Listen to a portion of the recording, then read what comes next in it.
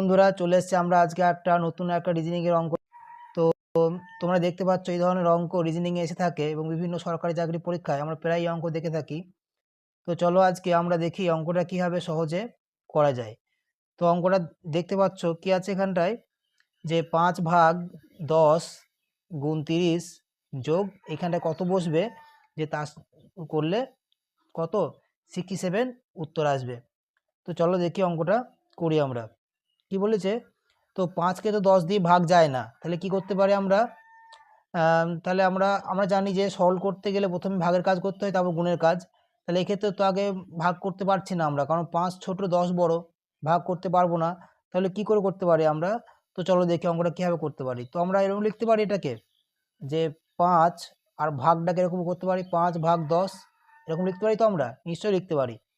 তো 5 যোগ 5/10 গুণ 30 যোগ ধরলাম এখানটায় এক্স বসবে, তাহলে আমরা এক্স লিখলাম, সমান সমান কত হবে 67।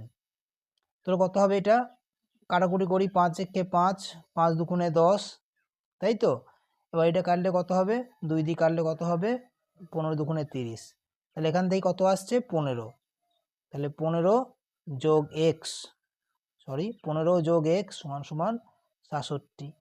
তাহলে কী হবে, এই 15টা নিশ্চয়ই সমান সমান এদিকে চলে আসবে। তাহলে এক্স এর মান পেয়ে যাবো আমরা, এক্স এর মান কত হয়ে যাবে 67। যেহেতু এই 15টা কী আছে, কিছু চিহ্ন নেই, মানে কী আছে, প্লাস আছে নিশ্চয়ই। তাহলে প্লাসটা যখন সমান সমান এদিকে আসবে কী হয়ে যাবে, মাইনাস হয়ে যাবে। তাহলে 15টা আমরা কী করবো, বিয়োগ করে দেবো।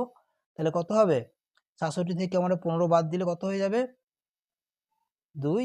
আর এখান থেকে কত আসছে 5, এখান থেকে 6 থেকে 1 বাদ দিলে কত হবে, 6 থেকে 1 দিলে 52। তাহলে এখানে এক্স জায়গায় কত আসবে, এক্স জায়গায় আসবে 52।